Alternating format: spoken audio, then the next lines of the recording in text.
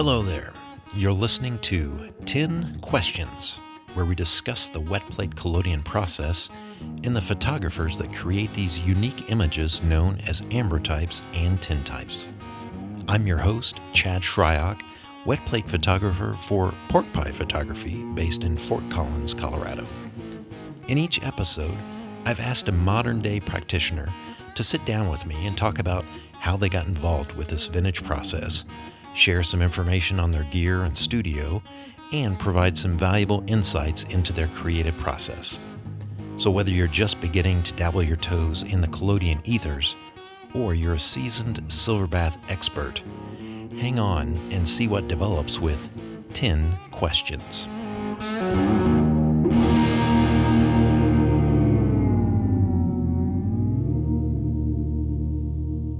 This week's guest likes to travel the open road with woman's best friend, and shoot collodion wherever that road leads her.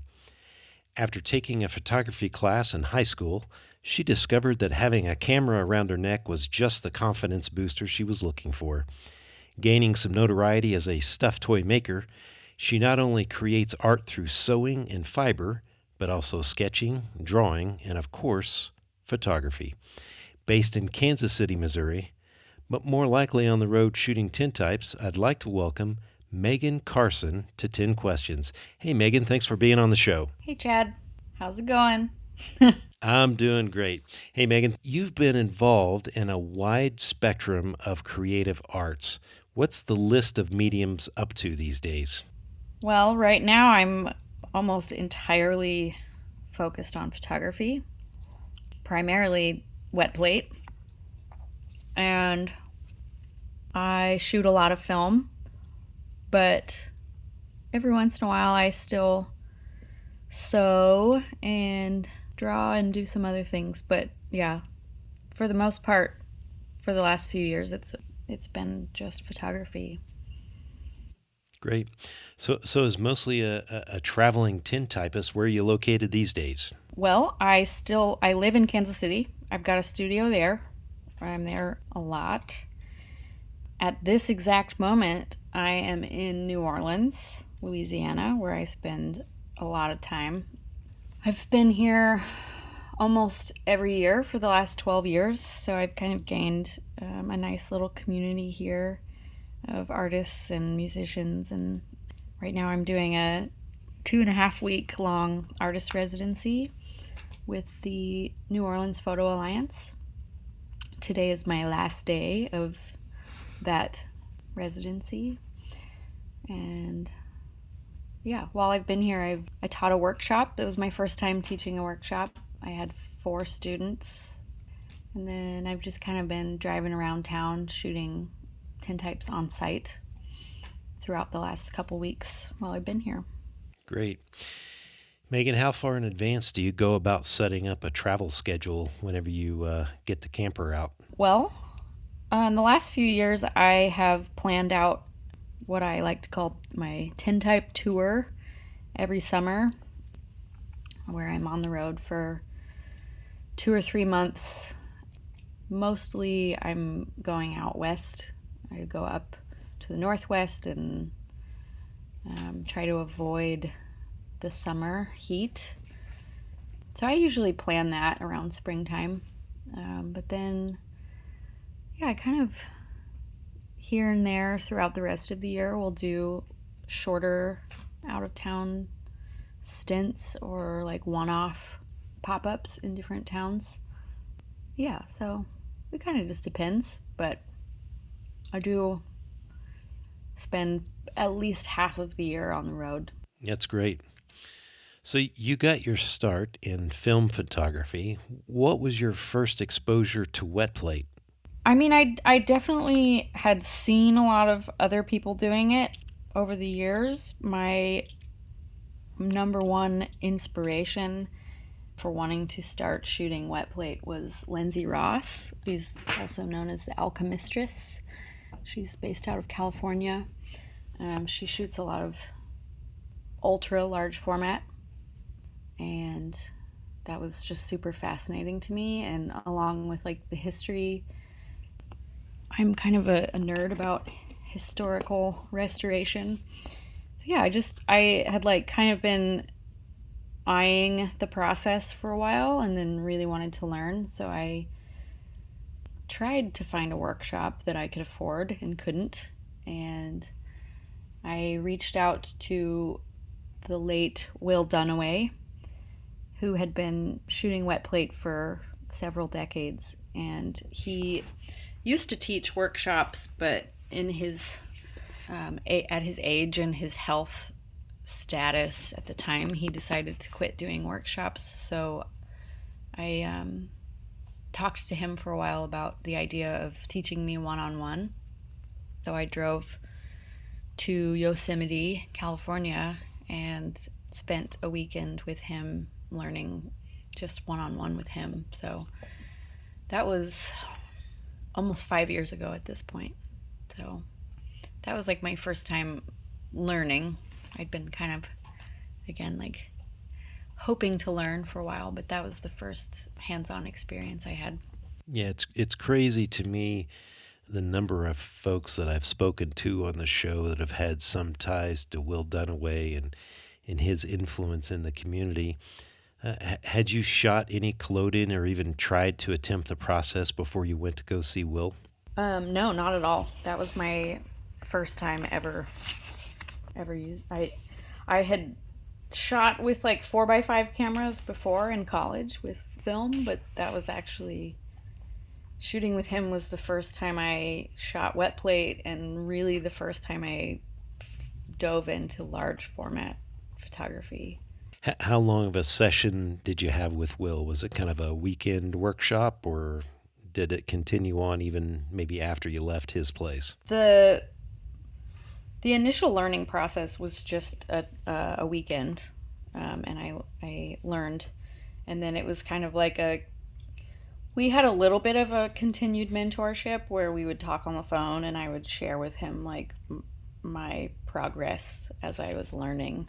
But the initial learning was just a 2-day with him out there.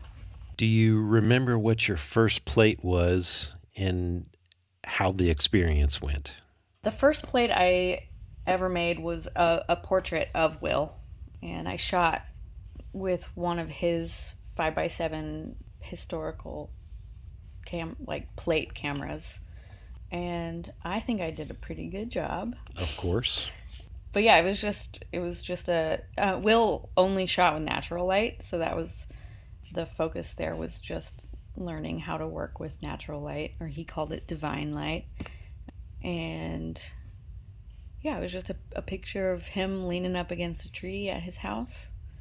And actually that was the only plate I made the whole weekend. It was a lot more about learning technique and stuff, but that was like the only real plate that I made that weekend. Well, no, that seems a little bit unusual just to take one plate at a workshop, but let me ask you this. So a lot of folks go and do these workshops, but then they really don't put what they learned into practice. So what really motivated you to keep it up and maybe turn this into something that you could do to make a living with, essentially? I mean, like you mentioned in the intro, I for a long time was working as a seamstress and creating fiber art, and that became my career, if you will, for a long time, for almost 10 years. Right. And I had been feeling really burnt out on it and uninspired, and it just wasn't what I wanted to be doing anymore. So I was kind of like searching for what do I want to be doing? I need to be an artist. That's all I know how to do, and it's all I want to do.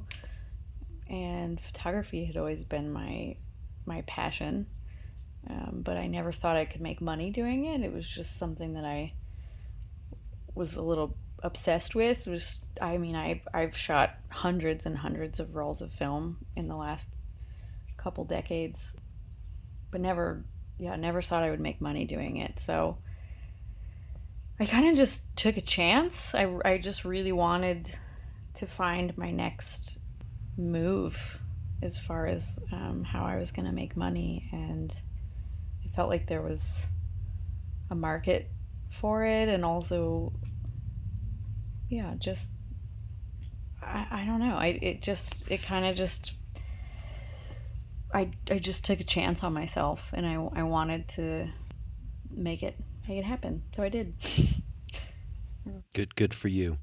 There's a saying that you can have it fast, you can have it good, or you can have it cheap, and you got to pick two.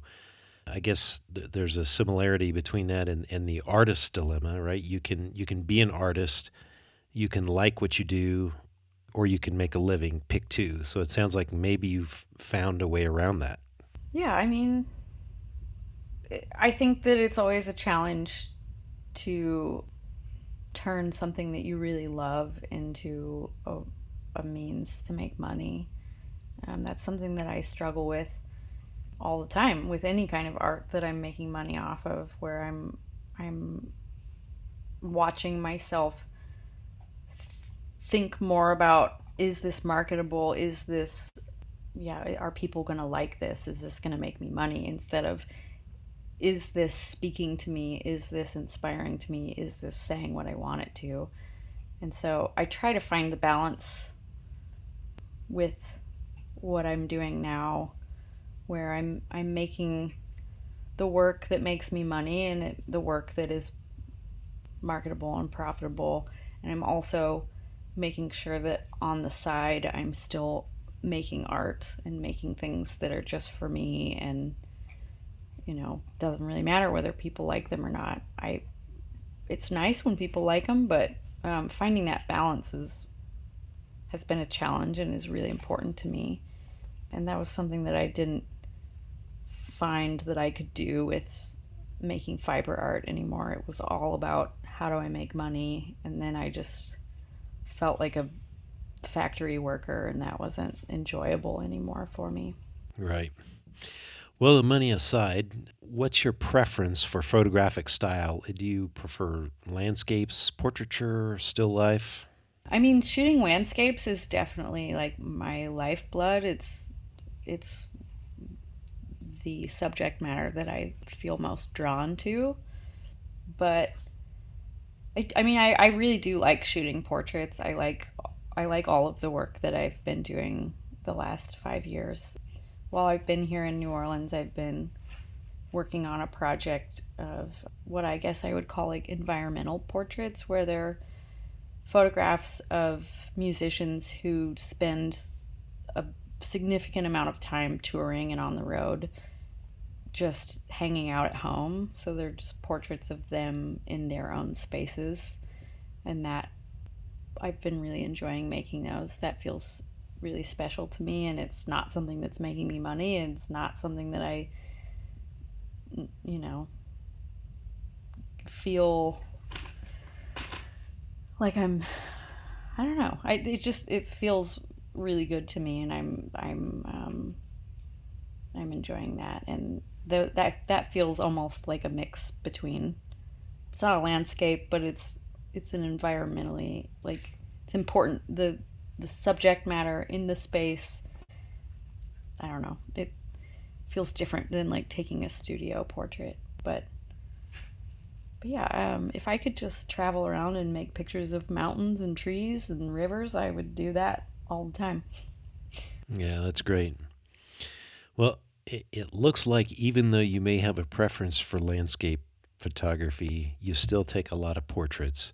I think I read that in 2023, you made over 400 tintype portraits in 10 states. So what's your method for keeping track of how many pictures that you take? Well, that number, I literally just counted. I mean, I after I do pop ups, and I mean, every time I take a tintype, I scan it and put it into my computer, because the plates themselves are one of a kind objects. The physical object ends up in the hands of the person who's in the photo. So I end up not really like actually having a lot of physical evidence of the work that I've done. So I scan everything and I put it into the computer so that I can have like a you know a history and of what I've done. And so, yeah, I just went through and counted all of those. Okay. Do you find that you have to change your workflow at these pop-ups, I guess, just to make sure that you get your scans in and get the actual plates back to your sitters, or how do you, I guess, how do you normally go through all of the gymnastics about getting the plates back to the sitters? So, I mean, when I do pop-ups, I'm typically doing every like 30-minute long sessions. So I end up doing like 12 to 20 photos a day, which is significantly different than shooting in the studio where I'm doing one or two a day. Yeah, when I do like studio sessions, it's like a lot more intimate and we spend more time together and there's room for mistakes and error and all that. When I'm shooting at pop-ups, I hope that there's no error or mistakes, but every once in a while there are, and it's just a lot more fast paced, and I don't really get to know the people I'm photographing as well, which personally I find translates to the photos. I feel like the ones I do in the studio are, you can tell that I've spent more time with the people. But as far as the technical end of that, I like to remind people that this is a very slow process. So I will take all of the plates I make during a pop-up home with me at the end of the day, whatever home is, to my van, to my hotel room, to my wherever I'm staying, and I'll finish them post pop-up. I'll varnish them and scan them and package them and then return them to them later. So people have to kind of wait a few days to get them back, but that gives me a little bit more time to do a good job in post-production, finishing them up for everybody. So I think while you were talking there, we heard somebody getting a drink there in the room with you. Who's your traveling companion that's with you? Yes, that I was wondering if you would hear that. That is my dog, Rosemary. She mostly gets called Rosie, or a plethora of other names that are not her name. She just turned 4. I got her. She's a pandemic baby. I got her 4 years ago, and she goes everywhere with me. Oftentimes, she will be at pop-ups, or at my studio, or at my on-site shoots. She's my assistant. Um, she really likes to sit on people's feet while they're getting their photo taken, so that's fun for people. But yeah, that's my little dude. Great, great. Let's talk a little bit about Marigold. So you've got a 1979 Chevy camper van that you travel in. What led you to pick up the traveling tintype life? Well, I mean, traveling has always been a significant part of my life.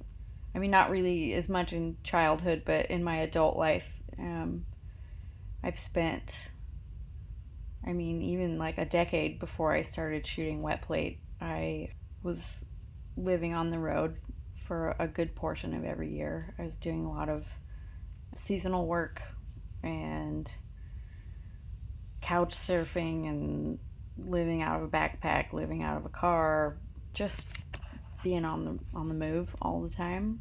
And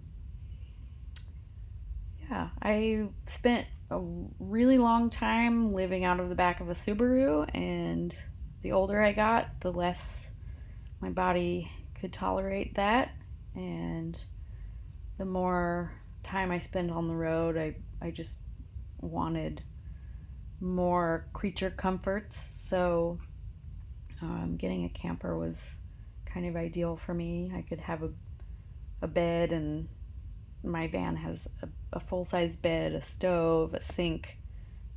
So all of those things kind of help being on the road for long periods of time feel more comfortable. But yeah, I bought that van right before, like 2 months before I learned wetplate. I bought that van My partner and I at the time spent the summer gutting it and redoing it and turning it into what it is now. And then I drove to California and learned how to make tintypes.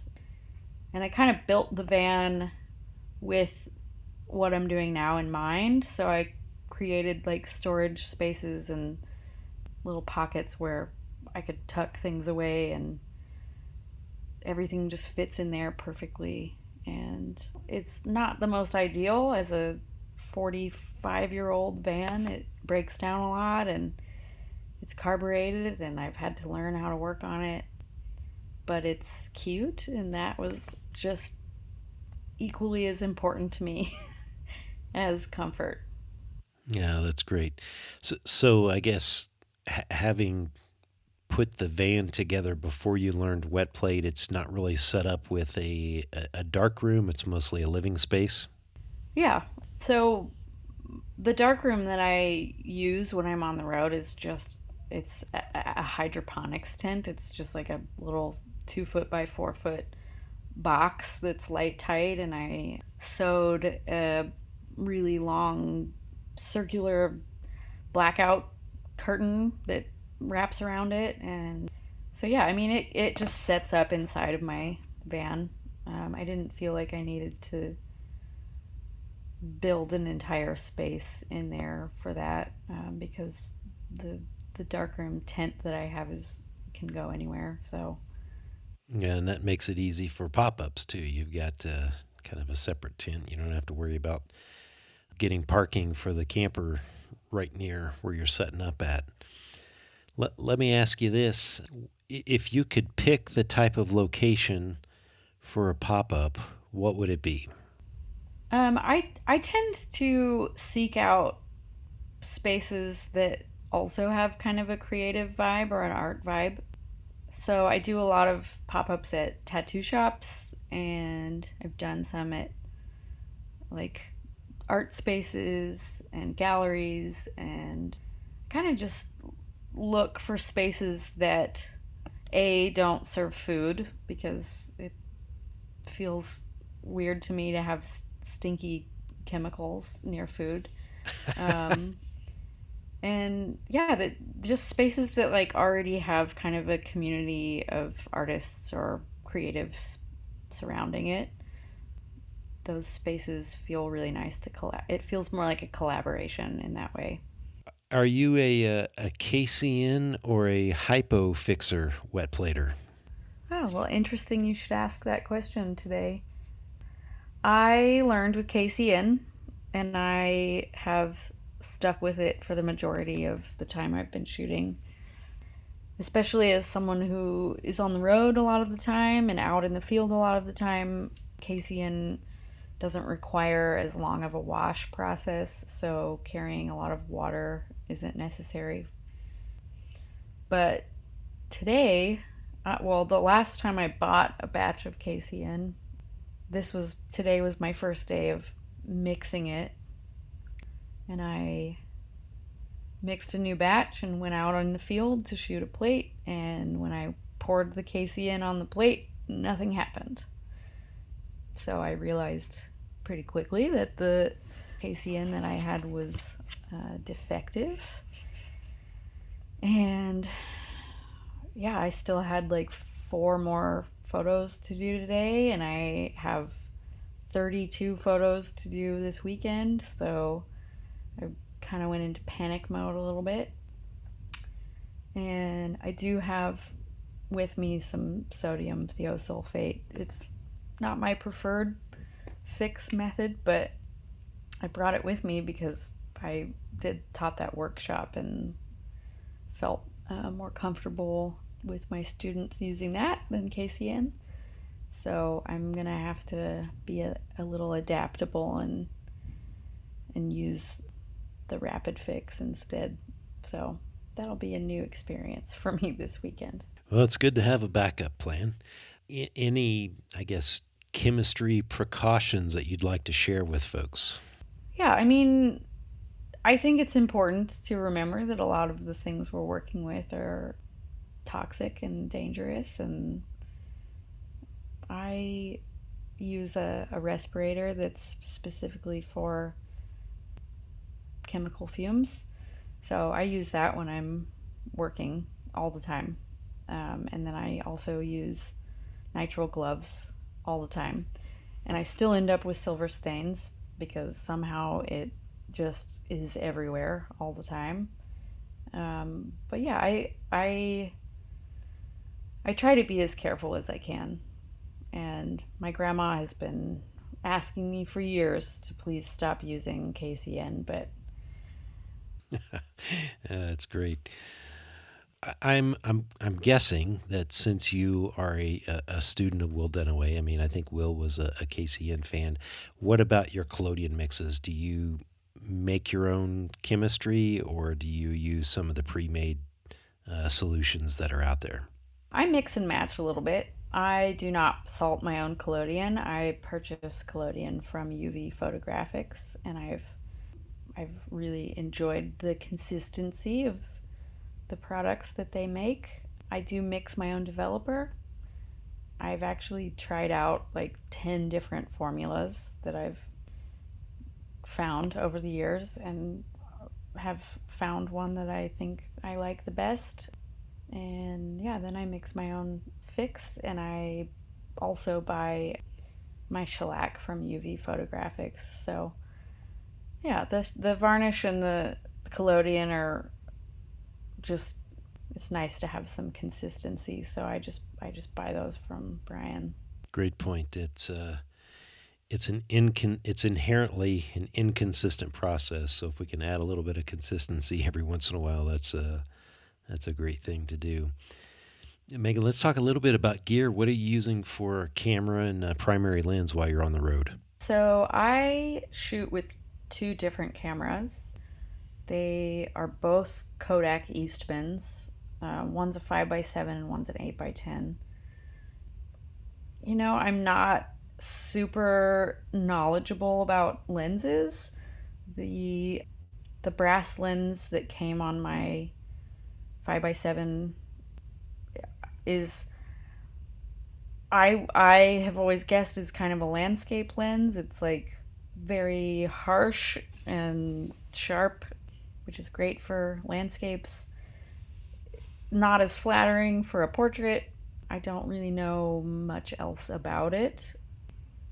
And then the lens that's on my 8x10 is more of a portrait lens. It's got a soft focus, which is really nice for doing portraits and not as nice for doing landscapes. But again, it also, I don't know a whole lot about lenses. I think it's a little bit more of a modern lens. The one on my 5x7 is brass and old and beautiful. I recently went to a roadside junk shop in the middle of nowhere in Missouri and found a very old 8x10 brass lens for $10. It was completely covered in mold, and I almost didn't know what it was. And I bought it, and I cleaned it and shined it up, and I don't remember who makes it, but it has it's numbered. So this place, I think it's German, only made a couple thousand from what I've found on the internet, and it's number 534. And I just made a new lens board for it, and I'm gonna try to start playing around with that soon. Nice, nice. Is there anyone on your list that you'd love the chance to photograph? Could be a celebrity, someone that you have ran into that you've just not had the chance to take their portrait yet. Um, Not necessarily. I mean, while I've been down here in New Orleans, that project I just mentioned with the musicians at their homes, I've been photographing a lot of my friends who also happen to be musicians that I really admire and love their music. So it's been kind of a nice mix of photographing people that I feel comfortable with who also happen to be some of my favorite musicians. And that's just kind of more appealing to me than photographing celebrities or strangers. It's been really nice to be like welcomed into people's homes, and again, I think that it definitely like translates to the portraits themselves. I think that something that I've always felt proud of is that I think that you can kind of tell when you look at people's faces in my photos, people that I know personally. I feel like there's like a familiarity or comfort in their expressions that isn't as noticeable in the portraits I do of strangers. Yeah, that's interesting.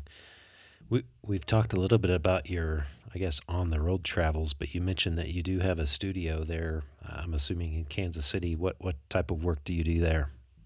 Yeah, so a buddy of mine owns a 5-story warehouse from the 1800s in the West Bottoms of Kansas City. It's an old industrial neighborhood, and he's turned the entire 5-floor building into art studios. So it's a really cool building to be a part of. We do open studios quarterly, and there's like all different kinds of artists and things going on in there. So it's a really cool community and space to be a part of. And I offer portrait sessions there. So 3 or 4 days a week, I have my books open online for people to make appointments and come in, and they can bring their dog and their cat or whatever. Somebody brought a chicken once. So yeah, I offer portrait sessions. I have an actual dark room in there that I built out, and I share my space with one of my best friends who does heavyweights. She's a heavyweight seamstress, which means she does like car upholstery and motorcycle seats, and she works with like leather and a lot of really cool stuff. And so we share that space, and I kind of like dabble in whatever other creative things I feel like doing each day. But mostly I'm in there doing portrait sessions. Great. Is there another photographer out there that if you had the chance to do some work with would be, just something you would really look forward to? Yeah, I mean, like I mentioned earlier, Lindsay Ross has been like a major inspiration for me for many, many years. And her and I have kind of chatted on the internet a couple times about like hopefully someday ending up in the same place at the same time. But she shoots with like mammoth cameras, so like 20 by 24 ultra large format cameras, and that's just so fascinating to me. And knowing how difficult this process is, even on like an 8 by 10 piece of metal or glass, watching someone pour a plate that is larger than their body is really incredible. And I've always wanted to watch her do that in person, and also like participate in the creation of one of those pieces. Well, hopefully you'll get the chance to work with Lindsay sometime. I've seen a lot of those videos, some of her landscape sessions that she does. It's pretty amazing that that's a big camera, and takes a lot of, as you mentioned, a lot of mechanics to be able to get the process to work on plates that size. It's hard enough on the plate sizes that we use. So Yeah, I mean, yeah. What the if anybody hasn't seen those videos, they should watch them because it's very, very cool to watch someone maneuver such a thing, and it takes so much chemical form. Like it's just incredible to watch, and I can't imagine doing that on the side of the road in some of the places that she's shot. Yeah, it's very inspiring to see. Yeah, Megan, I saw that you recently had your first solo wet plate expedition. What was it like selecting the images and really getting ready for an event like that? Yeah. So that show was like kind of a culmination of all of the landscape photographs that I've made up to this point. And a lot of that includes I do a lot of diptychs and triptychs. That's like a ongoing theme for me, where I'm shooting a photo and then turning the tripod, shooting another photo, turning the tripod, shooting another photo. So it's multiple images spanning the length of a landscape. And triptychs are kind of like a historically significant kind of piece in art. A lot of old Renaissance paintings are triptychs, and so that feels really appealing and interesting to me to try to. It's very challenging to line those up.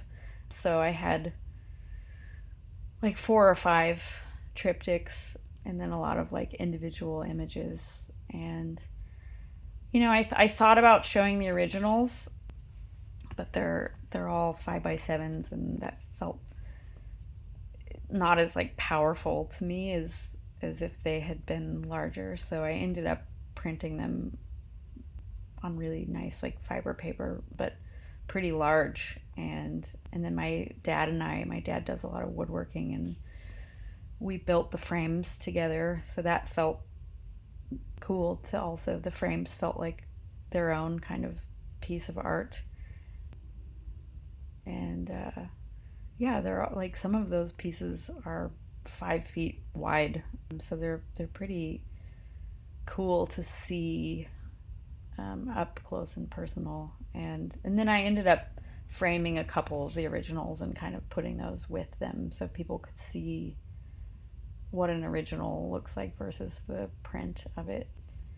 But yeah, I had 13 pieces in that show, and it was received really well, and I got a lot of really good feedback, and hopefully I shoot enough like good landscapes again to do another show in the future. Great, great. Any thoughts about putting a book together with some of your work? Yeah, I've actually had a couple people ask me that even just this week about that musicians series that I was just talking about, because I'm hoping for that to be an ongoing series where it's not just New Orleans musicians, but I have friends all over the country who make really beautiful music and travel all the time. And so if I, gather enough of those images, it would be cool to make a book of that. But yeah, I mean, it's not like the goal, but I hope I hope to make enough work to fill a book someday. Yeah. Well, I hope it works out for you. Let me ask you this. Are there other big projects that maybe you want to tackle that have been simmering around for a while? I don't have anything specific in mind. No. I mean, even this series that I just started this week is like kind of came out of nowhere. I think I just started making photos of my friends and then was like, oh, this could be a cool series that is actually like like a cohesive series that I could keep working on. And I think that kind of is how I end up working on projects. I don't typically plan them out ahead of time. They just kind of start from a spur of the moment idea and kind of grow and evolve from there. But yeah, I mean, I'm hoping to do more diptychs and triptychs, like I was just talking about, in new environments, new spaces all the time, different landscapes. So yeah, just kind of like ongoing projects that are never ending. Is how I work. Right. Are there any other processes adjacent to wet plate that you'd like to try out, like albumin printing, or maybe you already have any of those that investigated? Not really. I haven't explored. I feel like even just shooting tintypes, and I've done some ambrotypes, and like kind of I'm still fascinated by it, which is great. So I'm kind of just stuck on this process right now, and hopefully it doesn't get boring to me. But I feel like there's just so much I can do with it that yeah, it's just it's filling all of my time right now. But yeah, I might maybe I'll dabble someday in other things, but mm, right now this is where I am, what I'm doing. Right. You mentioned that you're getting ready to head out of New Orleans. Do you ever get discouraged about packing up and moving on to the next stop in your travels? Absolutely. Well, yeah, yes and no. I'm feeling that today. I really love New Orleans a lot. It's a wildly inspiring city in so many different ways. So it's going to be hard to leave. But yeah, I mean, I think that I typically am like pretty excited about each new place that I go, and like ready to explore new spaces and new places. But yeah, every once in a while a place kind of resonates with me more and feels more like home, and it's harder to leave.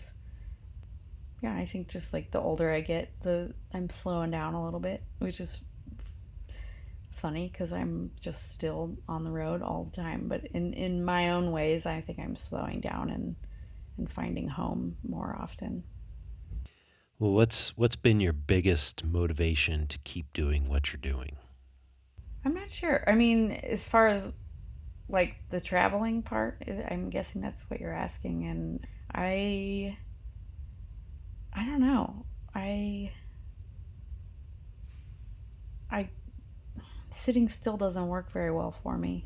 It never really has. So I think I don't know if it's as much a what's inspiring me to keep going. I just need to see new things and meet new people, and I I don't know. I don't know the answer. I just can't stop. I don't know anything else right now, and this is what feels the most like my authentic self is just moving constantly. Well, it doesn't sound like you're getting burned out yet, so that's a good thing. Yeah, I mean there's definitely times where you know, I'm gonna land home after this trip and probably not talk out loud for a week to anybody. I definitely I'm I've always considered myself an introvert, and I've through this process, you know, so much of my artistic process in my life has been very solitary and not collaborative. And in working with this process and shooting a lot of portraits and working with other artists, and I've I've learned to be more extroverted and to enjoy working with other people. But I still think that introverted side of me gets really worn out when I'm doing like I'll do a 2 day long pop up and then have to completely be by myself for a few days. So yeah, I mean, I wouldn't say that I'm getting burnt out. I still very much love what I do, and I have no plans of slowing down or stopping. But behind the scenes, it definitely takes its toll physically and emotionally on me sometimes. And yeah, I gotta give myself some me time after. Yeah, I'm right there with you. This process kind of forces you, especially whenever you're in people's faces, that you've got to be somewhat of a people person around them, and for some of us, that's a tough thing to do. Yeah, I mean, I try to be very authentic and real with people, and I think people appreciate that. But I'm not like a showman. I'm not a salesman. I love what I do, and I want people to feel comfortable being, I think that sitting for a portrait like this is a very vulnerable thing. It feels much more vulnerable than shooting like digital photos, in my opinion. It's a hopefully a one-time thing, and you're just kind of you and the person in the camera, and it feels very vulnerable and real. And so I try to make people feel really comfortable, and but that can be really emotionally exhausting, to hold a lot of space for people all day long. And I have a lot of people sit for portraits who are clearly having kind of like an emotional time, or like they want to do a photo because it's like a significant time in their life, or like they're going through a big change, or and this type of photo for some reason like just feels more like special, and like they want to remember this moment in their life. So it becomes kind of an emotional experience sometimes between me and the people that are sitting for photos. So that can feel really emotionally overwhelming and exhausting sometimes, to hold a lot of space for people, and sometimes it takes its toll on me. Well, let's talk about people that continue to support you. Who are some of the mentors that you continue to call on?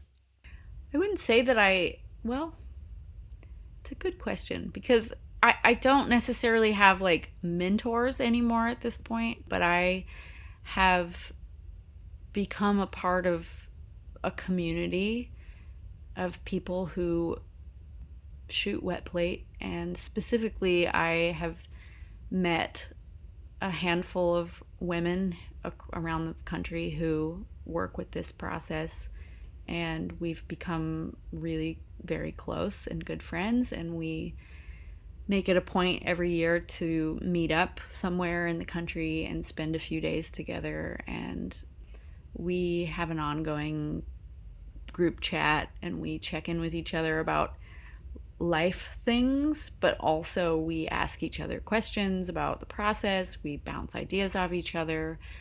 We troubleshoot with each other. And that's become just an incredible resource for me, but also a really special little friend group and community to be a part of. So, yeah, I would say that they are my mentors, but also my colleagues and my peers and my friends. And it's just kind of all of the above with that group. Yeah, that's great. I mean, that's probably getting together once a year with some of your peers is probably more frequent than a lot of us that are in this practice get to actually do, unless, there's a local photographer that also dabbles in this. I mean, it seems like this is kind of an isolated art in some ways, and there's not a lot of people still that are out there. So it's great that you're able to get together with a group of folks and talk shop and talk life too. Yeah, I mean, like I said before, so much of my art practice throughout my life has been pretty isolating. And so it's been really powerful for me to like be a part of something that's not just me. And they're all very encouraging and supportive and helpful. And so yeah, it's I'm very grateful and lucky. Good, good. Well, as more and more people have taken up the practice of wet plate, I'm guessing that you're encouraged to see that there are so many other female artists that are also kind of entering the fray. Yeah, it's we there's a group chat, I guess you would call it, on Facebook called Collodion Bastards, and that was kind of my intro 5 years ago to the community and to like searching for troubleshooting and with for help. And especially after Will passed away, I didn't have someone that I could call and ask these questions to. So, but from the Collodion Bastards Forum came the Collodion Bitches group chat on Instagram, which was predominantly, well, it was all non cis male, so not just women, but yeah, it's just like a very supportive, inclusive group chat online that then stemmed the let's have a meetup and like get to know each other and hang out and make photos together. And only 5 of us could make it to that meetup. And now, yeah, those 4 women have become 4 of my closest friends. And yeah, I don't. It's a really lovely thing to watch women supporting other women, and I think that this field has been dominated by men for a really long time. So yeah, it's really nice to see a lot of women practicing the wet plate process. Are there photographers, either current ones or even historical folks, that inspire your work today? Not necessarily. I was really, really into Richard Avedon in high school. His portraiture was was a huge inspiration for me in high school, and I think that like that maybe kind of translates still, but more in my film work than in my wet plate work.